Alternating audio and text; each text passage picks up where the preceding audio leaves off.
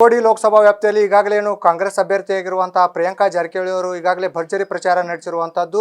ಅವರ ಕೈ ಬಲಪಡಿಸಲು ಈಗಾಗಲೇ ಸಚಿವರಾಗಿರುವಂತಹ ಡಿ ಸುಧಾಕರ್ ಅವರು ಕಳೆದ 5 ದಿನಗಳಿಂದ ಚಿಕ್ಕೋಡಿ ಲೋಕಸಭಾ ವ್ಯಾಪ್ತಿಯಲ್ಲಿ ಪ್ರಚಾರ ನಡೆಸಿದ್ದಾರೆ. ಸದ್ಯ ನಮ್ಮ ಜೊತೆಗಿದ್ದಾರೆ, ಅವ್ರನ್ನ ಮಾತಾಡಿಸುವಂತ ಪ್ರಯತ್ನ ಮಾಡೋಣ. ಸರ್, ಕಳೆದ 5 ದಿನಗಳಿಂದ ಪ್ರಚಾರ ನಡೆಸ್ತಾ ಇದ್ರಿ, ಯಾವ ರೀತಿ ಬೆಂಬಲ ಸಿಗ್ತಾ ಇದೆ? ಕಳೆದ 3-4 ದಿವಸದಿಂದ ನಾನು ಚಿಕ್ಕೋಡಿ ಲೋಕಸಭಾ ಕ್ಷೇತ್ರದಲ್ಲಿ ಓಡಾಡ್ತಾ ಇದ್ದೇನೆ. ಈ ಬಾರಿ ನಮ್ಮ ಪಕ್ಷದ ಅಭ್ಯರ್ಥಿ 100ಕ್ಕೆ 100ರಷ್ಟು ಗೆಲ್ಲುವಂಥ ವಾತಾವರಣ ಇಲ್ಲಿ ಕಾಣ್ತಾ ಇದೆ. ಅದರಲ್ಲೂ ವಿಶೇಷವಾಗಿ ಜೈನ ಸಮಾಜವನ್ನು ಒಗ್ಗೂಡಿಸ್ತಕ್ಕಂಥ ಕೆಲಸವನ್ನು ಈ ಜೈನ ಧರ್ಮದ ಒಬ್ಬ ಧರ್ಮದನಾಗಿ ಹಾಗಾಗಿ ಈ ರಾಜ್ಯದ ಮಂತ್ರಿಯಾಗಿ ಈ ಜವಾಬ್ದಾರಿಯನ್ನು ನಮ್ಮ ಪಕ್ಷ ಕೊಟ್ಟಿದೆ. ಸೊ ಅದನ್ನು ಸಮರ್ಥವಾಗಿ ನಿರ್ವಹಿಸೋದ್ರ ಜೊತೆಗೆ ನಮ್ಮ ಸಮಾಜವನ್ನು ಒಗ್ಗೂಡಿಸ್ತಕ್ಕಂಥ ಕೆಲಸವನ್ನು ಕಾಂಗ್ರೆಸ್ ಪಕ್ಷದ ಪರವಾಗಿ ಮತವನ್ನು ಹಾಕಿಸಲಿಕ್ಕೆ ನಾನು ಪ್ರಾಮಾಣಿಕವಾದ ಪ್ರಯತ್ನ ಮಾಡ್ತೇನೆ. ಮತ್ತು ಎಲ್ಲ ಧರ್ಮಗಳು ಮತ್ತು ಎಲ್ಲ ಜಾತಿಗಳು, ಯಾಕಂದರೆ ಕಾಂಗ್ರೆಸ್ ಪಕ್ಷ ಜಾತ್ಯತೀತ ಪಕ್ಷ ಹಿನ್ನೆಲೆಯಲ್ಲಿ ಎಲ್ಲ ಜಾತಿಗಳು ಕೂಡ ಇವತ್ತು ಕಾಂಗ್ರೆಸ್ ಪಕ್ಷ 10 ವರ್ಷದಿಂದ BJPಯವರು ಸುಳ್ಳು ಭರವಸೆಗಳನ್ನು ಕೇಳಿ ಅವರಾಗಲೇ ಸಾಕಷ್ಟು ಸುಸ್ತಾಗಿದ್ದಾರೆ. ಸೊ ಈ ಬಾರಿ 2 ಲಕ್ಷ ಅಂತರದಿಂದ ನಮ್ಮ ಪ್ರಿಯಾಂಕಾ ಜಾರಕಿಹೊಳಿ ಗೆಲ್ಲೋದು ಖಚಿತ ಅಂತ ನನ್ನ ಭಾವನೆ. ಸರ್, ಈಗಾಗಲೇ ಕ್ಷೇತ್ರದಲ್ಲಿ 1,40,000ಕ್ಕಿಂತ ಹೆಚ್ಚು ಮತದಾರರಿದ್ದಾರೆ ಜೈನ ಸಮಾಜದವರು. ಏನು ಹೇಳಿಕೆ ಇಷ್ಟಪಡ್ತಾರೆ ಸರ್? 1,40,000 ಜೈನ ಮತಗಳಿದೆ ಅನ್ನೋದನ್ನು ಈಗಲೇ ನಾನು ಬಂದು 2-3 ದಿವಸ ಗೊತ್ತಾಗಿದೆ. 1,40,000ಕ್ಕಿಂತಲೂ ಹೆಚ್ಚಿದೆ ಅನ್ನೋದನ್ನು ಕಳೆದ 8 ವಿಧಾನಸಭಾ ಕ್ಷೇತ್ರದ ವ್ಯಾಪ್ತಿಯ ನಮ್ಮ ಮುಖಂಡರುಗಳು ಹೇಳ್ತಾ ಇದ್ದಾರೆ.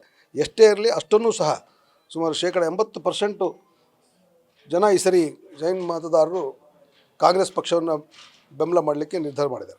ಸರ್, ಈಗಾಗಲೇ ಕಳೆದ 4 ದಿನಗಳಿಂದ ಸುತ್ತಾಡ್ತಾ ಇದ್ದೀರಿ, ಯಾವ ರೀತಿ ಬೆಂಬಲ ಸಿಗ್ತಾ ಇದೆ ಅಂತ? ಜೈನ ಧರ್ಮದ ಒಂದೇ ಧರ್ಮ ಅಲ್ಲ, ಎಲ್ಲ ಜಾತಿಗಳು ಇದ್ದಾವೆ. ಈ ಸರಿ ಜೈನ ಧರ್ಮನೂ ಅತಿ ಹೆಚ್ಚಾಗಿ ಮತ ಹಾಕಬೇಕು ಅಂತ ಮನಸ್ಥಿತಿಯಲ್ಲಿ ಇದರದ್ದು ಕಾಣ್ತಾ ಇದೆ. ಸರ್, ನಿಮ್ಮ ಸಚಿವ ಸಂಪುಟದಲ್ಲಿ ಸತೀಶ್ ಜಾರಕಿಹೊಳಿ ಅವರು ಅವ್ರ ಕೈ ಬಲ ಹೇಗೆ ಪಡಿಸ್ತಾ ಇದ್ರಿ? ನೋಡ್ರಿ, ಕಾಂಗ್ರೆಸ್ ಪಕ್ಷ ಬಲ ಆದರೆ ಎಲ್ಲರ ಕೈಗಳಿಗೂ ಬಲ ಆಗ್ತವೆ. ಕಾಂಗ್ರೆಸ್ ಪಕ್ಷ ಬಲ ಆದರೆ ಎಲ್ಲ ಜಾತಿಗಳು ಬಲ ಆಗ್ತವೆ.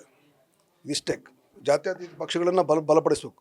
ಜೆ ಡಿ ಎಸ್ ಇವತ್ತು ಜಾತ್ಯತೀತ ಅಂಥೇಳಿ ಒಂದು ಕೋಮುವಾದಿ ಪಕ್ಷದ ಕಲೆ ವಾಲಿದ್ರು. ಸೊ ಏನಾಯ್ತು ಈಗ? ಅದೆಲ್ಲ ಜಾತ್ಯತೀತವಾದರೆ ನಾವು ಯಾವತ್ತೂ ಸತ್ಯಕ್ಕೆ ಹತ್ತಿರವಾಗಿರ್ಬೇಕು. ಮಾತಾಡೋದೊಂದು ಮಾಡೋದೊಂದು ಆಗಬಾರ್ದು. ಸರ್, ಈಗಾಗಲೇ ಮೈನಾರಿಟಿ ಜೈನ ಸಮಾಜ ಮೈನಾರಿಟಿ ಒಳಗೆ ಬರುತ್ತೆ, ಆದರೆ ಕೆಲವೊಂದಿಷ್ಟು ಯೋಜನೆಗಳು ಅವರು ಸಿಗ್ತಾ ಇಲ್ಲ, ಓನ್ಲಿ ಮುಸ್ಲಿಂ ಸಮಾಜಕ್ಕೆ ಮಾತ್ರ ಸಿಗ್ತಾ ಇದ್ದಾವೆ ಅಂತ ಹೇಳಿ ಈಗಾಗಲೇ ಹೇಳ್ತಿರುವಂಥದ್ದು, ಇದ್ರ ಬಗ್ಗೆ ಏನು? ಇಲ್ಲ ಜೈನ ಸಮಾಜ ಅದು ಅಲ್ಪಸಂಖ್ಯಾತರಲ್ಲಿ ಬರ್ತದೆ. ನಾನು ಗಮನಿಸಿದ್ದೀನಿ. ಜೈನ ಸಮಾಜಕ್ಕೆ ಏನು ನ್ಯಾಯ ಸಿಗಬೇಕು ನಮ್ಮ ಸರ್ಕಾರ ಕಾಂಗ್ರೆಸ್ ಪಕ್ಷ ಬಂದಾಗ ಮಾಡ್ತಾಯಿದೆ. ಹಿಂದೆ BJPಯಲ್ಲಿ ಆಗಿರಲಿಕ್ಕಿಲ್ಲ. ಈಗ 19ರಿಂದ ಏನು BJP ಬಂತು 23ವರೆಗೂ ಜೈನ ಸಮಾಜಕ್ಕೆ ಆ ವ್ಯವಸ್ಥೆ ಸಿಗಲಿಲ್ಲ ನಮ್ಮ ಧರ್ಮದವ್ರಿಗೆ. ಈಗ ನೋಡಿ, 23-24 ಬಡ್ಜೆಟಲ್ಲೇ ಸಿದ್ದರಾಮಯ್ಯನವರು 25 ಕೋಟಿ ರೂಪಾಯಿ ಜೈನ ಧರ್ಮದವ್ರಿಗೆ ಕೊಟ್ಟಾರೆ. ಈ 24-25ರಲ್ಲಿ 50 ಕೋಟಿ ಕೊಟ್ಟಾರೆ. ಜೈನ ನಿಗಮವನ್ನು ಮಾಡ್ತೀವಿ ಅಂತ ಹೇಳಿದ್ದಾರೆ. ಸೊ ಇದರಲ್ಲಿ ನಮ್ಮ ಕಾಂಗ್ರೆಸ್ಸಲ್ಲಿ ಈ ನಮ್ಮ ಜೈನ ಧರ್ಮಕ್ಕೆ ಅನ್ಯಾಯ ಆಗೋದಿಲ್ಲ, ಅದಕ್ಕೆ ನಾವು ಯಾರೂ ಬಿಡೋದು ಇಲ್ಲ.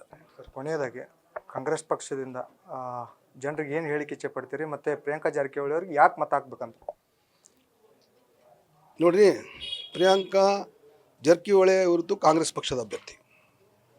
ಇವತ್ತು ಈ ದೇಶಕ್ಕೆ, ಈ ರಾಜ್ಯಕ್ಕೆ ಕಾಂಗ್ರೆಸ್ ಪಕ್ಷ ಅನಿವಾರ್ಯ. ನಾವು ಇವತ್ತು ಏನಾದರೂ ಸಾಮಾಜಿಕ ನ್ಯಾಯ ಮತ್ತು ನಮ್ಮ ಹಕ್ಕು ಏನು ಇವತ್ತು ಕಳೆದ 10 ವರ್ಷದಿಂದ BJP ಸರ್ಕಾರ ಬಂದ ಮೇಲೆ ಯಾವ ರೀತಿ ಅನ್ಯಾಯ ಆಗ್ತದೆ ಅಂದರೆ ದಿನ TV ಗಳಲ್ಲಿ ನಮ್ಮ ಮುಖಂಡರಾಗಿರ್ತಕ್ಕಂಥ ಸಿದ್ದರಾಮಯ್ಯನವರು DK ಶಿವಕುಮಾರ್ ಮಾತಾಡ್ತಾ ಇದ್ದಾರೆ. ನಮ್ಮ ತೆರಿಗೆ ನಮ್ಮ ಹಕ್ಕು ನಾವು ಮಾಡಿದ್ವಿ 3 ತಿಂಗಳ ಕೆಳಗೆ ಹೋಗಿ 4.5 ಲಕ್ಷ ಕೋಟಿ ಕಟ್ಟಿದ್ರು ನಾವು ಕೇಂದ್ರ ಸರ್ಕಾರಕ್ಕೆ. ನಮಗೆ ಬರೋದು ಬರೀ 52,000 ಚಿಲ್ಲರೆ ಕೋಟಿ. ಇದು ದೊಡ್ಡ ಅನ್ಯಾಯ. ನಮ್ಮ ಪ್ರಗತಿಗೆ ಹಿನ್ನಡೆ. ಇವತ್ತು ರೇಟುಗಳು ದುಬಾರಿ, ಜನಸಾಮಾನ್ಯರು ಇವತ್ತು ಜೀವನ ಮಾಡೋದು ಕಷ್ಟ ಇದೆ. ಇದರ ಹಿನ್ನೆಲೆಯಲ್ಲಿ 5 ಗ್ಯಾರಂಟಿ ಕೊಟ್ಟಿದ್ದೀವಿ. ನಾವು ಬಡವರಿಗೆ ರಕ್ಷಣೆ ಮಾಡ್ತಕ್ಕಂಥ ಒಂದು ಕೆಲಸಕ್ಕೆ ನಾವು ಕೈ ಹಾಕಿದ್ದೀವಿ. ಇವತ್ತು ನಾವು ಅನೇಕ ಇನ್ನು ನೀರಾವರಿ ಯೋಜನೆಗಳು ಜಾರಿಗೊಡಬೇಕಾಗಿದೆ. ಅದೇ ಉತ್ತರ ಭಾರತಕ್ಕೆ ಲಕ್ಷಾಂತರ ಕೋಟಿ ಕೊಡ್ತಾರೆ, ನಮಗೆ ತಾರತಮ್ಯ ತೋರ್ತಾರೆ. ಒಕ್ಕೂಟದ ವ್ಯವಸ್ಥೆಯಲ್ಲಿ ಇದೇ ರೀತಿ ಆಗಬಾರ್ದು. ಸೊ ಇದನ್ನೆಲ್ಲ ಮಾಡಬೇಕಂದ್ರೆ 27 ಜನ BJP ಲೋಕಸಭಾ ಸದಸ್ಯರಿದ್ದರು. ಕಳೆದ 19ರಿಂದ 24ರವರೆಗೂ ಒಬ್ಬರನ್ನ ತುಟಿ ಬಿಚ್ಚಿದ್ರ.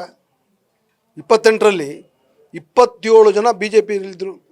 ಒಬ್ಬರು ಕರ್ನಾಟಕಕ್ಕೆ ಆಗ್ತಿರ್ತಕ್ಕಂಥ ಅನ್ಯಾಯವನ್ನು ಪ್ರತಿಭಟನೆ ಮಾಡಲಿಲ್ಲ ಮತ್ತು ಕರ್ನಾಟಕಕ್ಕೆ ನ್ಯಾಯ ಕೊಡಿಸ್ತಕ್ಕಂಥ ಕೆಲಸಕ್ಕೆ ಮಾಡಲಿಲ್ಲ. ಈಗಾಗಲೇ ಕರ್ನಾಟಕದಲ್ಲಿ ಪಂಚ ಗ್ಯಾರಂಟಿಗಳು ಕೈ ಹಿಡಿತಾವೆ. ಹೀಗಾಗಿ ಪ್ರಿಯಾಂಕಾ ಜಾರಕಿಹೊಳಿ ಅವರು ಈ ಬಾರಿ ಚಿಕ್ಕೋಡಿ ಲೋಕಸಭಾ ಚುನಾವಣೆಯಲ್ಲಿ 2 ಲಕ್ಷಕ್ಕೂ ಅಂತರ ಮತದಿಂದ ಗೆಲುವು ಸಾಧಿಸ್ತಾರೆ ಅನ್ನುವಂಥ ಮಾತುಗಳನ್ನು ಈಗಾಗಲೇ ನ್ಯೂಸ್ ಫಸ್ಟ್ ಜೊತೆ ಮಾಹಿತಿ ಹಂಚಿಕೊಂಡಿರುವಂಥದ್ದು. ಕ್ಯಾಮ್ರಾಮನ್ ಸುನಿಲ್ ಜೊತೆ ಸಂಜಯ್ ಕೌಲ್ಗಿ, ನ್ಯೂಸ್ ಫಸ್ಟ್ ಚಿಕ್ಕೋಡಿ.